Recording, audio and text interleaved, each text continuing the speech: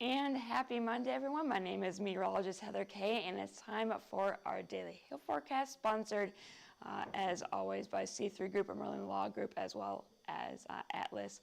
Thank you guys, as always, for sponsoring our videos. So let's get right into it. We are going to first recap the hail that happened yesterday. We do have a few 3-star and higher maps to go over with you. And then we do have a marginal risk to see some wind today from Florida all the way up into North Carolina. So we'll talk about that. And then that same system is going to be moving off to the north and potentially bringing some pretty heavy accumulated snow to the northeast. So we'll check that out as well. But before we get into all of that, we do want to talk about our Raising Hail Tour.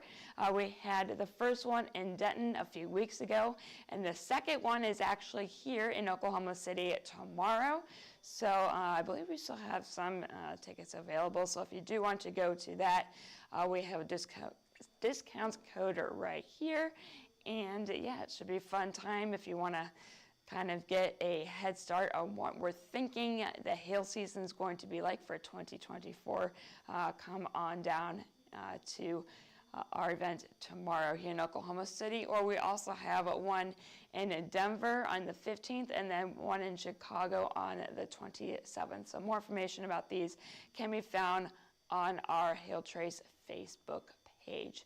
So let's get right into our hailstorm highlight recap. We had a 4-star yesterday from Tyler, Texas to Longview and then into Shreveport, Louisiana.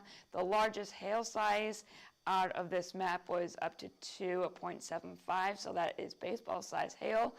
And in total, we had almost 190,000 homes that were impacted by quarter-size hail or larger. So you can see those higher hail sizes here in Tyler, as well as into Longview and then Shreveport. And then we also had some more hail swaths, quarter-size hail or larger, as we get further south here in eastern Texas. So we have that available for you right now. And then we had a second map that was made in eastern Louisiana that covered parts of Prairieville, Franklinton, as well as Leesville, Louisiana. Largest hail with this map was up to 2 inches in diameter. And then we got a few over 49,000 homes that were impacted with quarter-size hail or larger with these storms with this map. So again, Prairieville, Franklinton, you guys got the brunt of this, but then we also had some more hail swaths with this map here in the northern parts of Louisiana. Oh, but wait, there's more. We have a third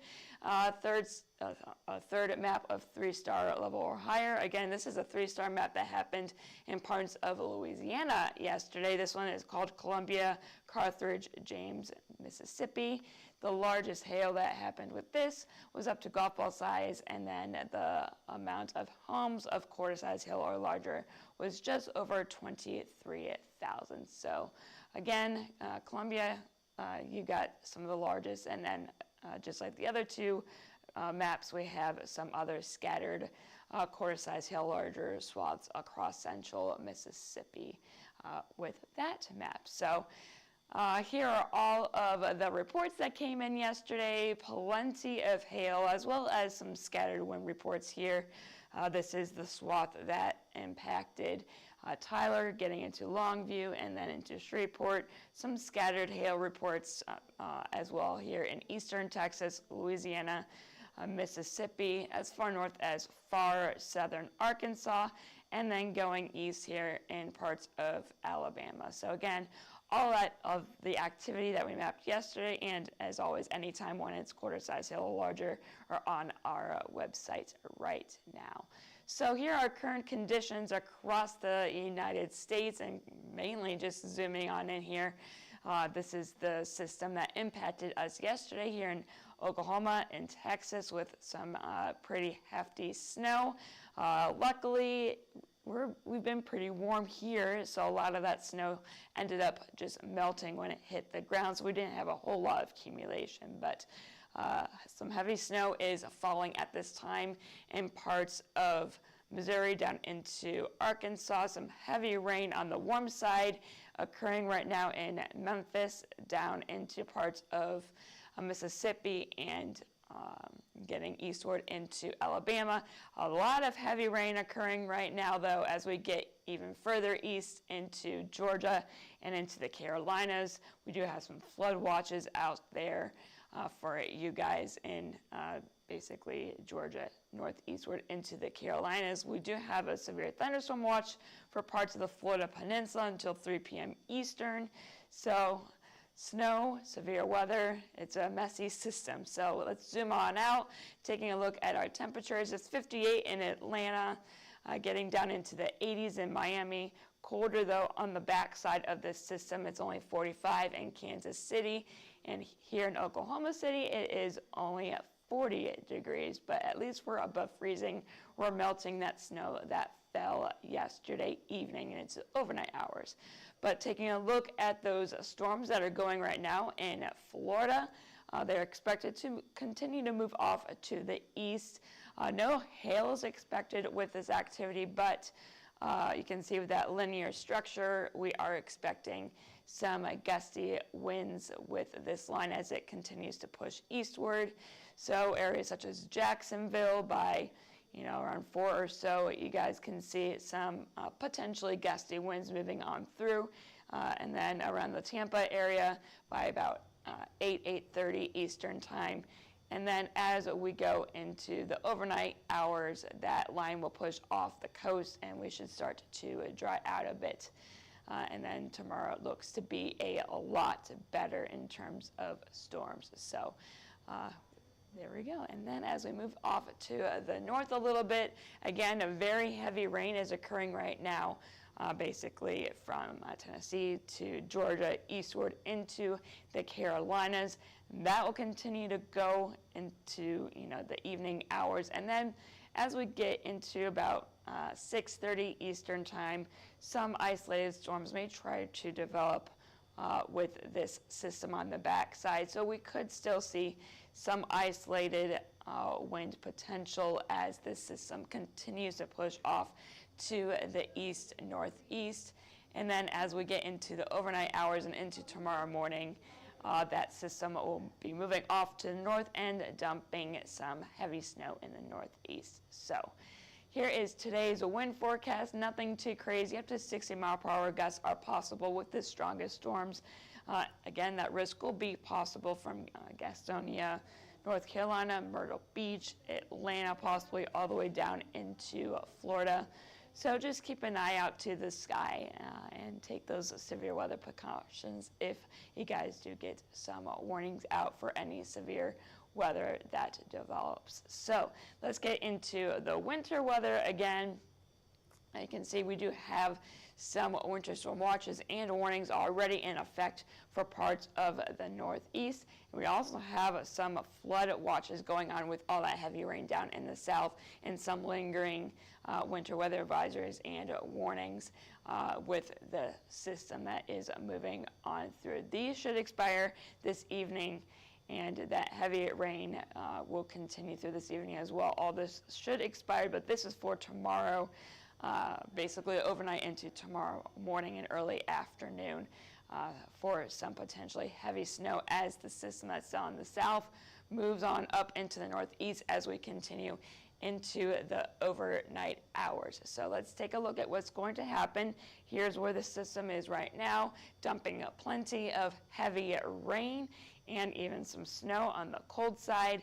And as we get into tomorrow morning and into tomorrow afternoon, you can see if we can potentially see a northeaster develop and get some heavy snow here from basically southern Maine down into Massachusetts, Connecticut, parts of New York, New Jersey. So all of you guys there in the Northeast, you guys will be seeing some white stuff falling from the sky and accumulate, but conditions will quickly improve as we get into late tomorrow afternoon and into the evening hours as that system moves off into the Atlantic. And then as we get into Wednesday, another little system will develop here in the northern plains, bringing some snow to parts of South Dakota, Minnesota, as well as getting into northern parts of Iowa, and then some snow into the Great Lakes as we get into Thursday. So in terms of accumulation, as we get into around midnight central, so 1 a.m. Eastern, snow will begin falling here in parts of the Northeast. We really start to ramp up, though, in the overnight hours tonight, getting into tomorrow morning. This is at 4 p.m.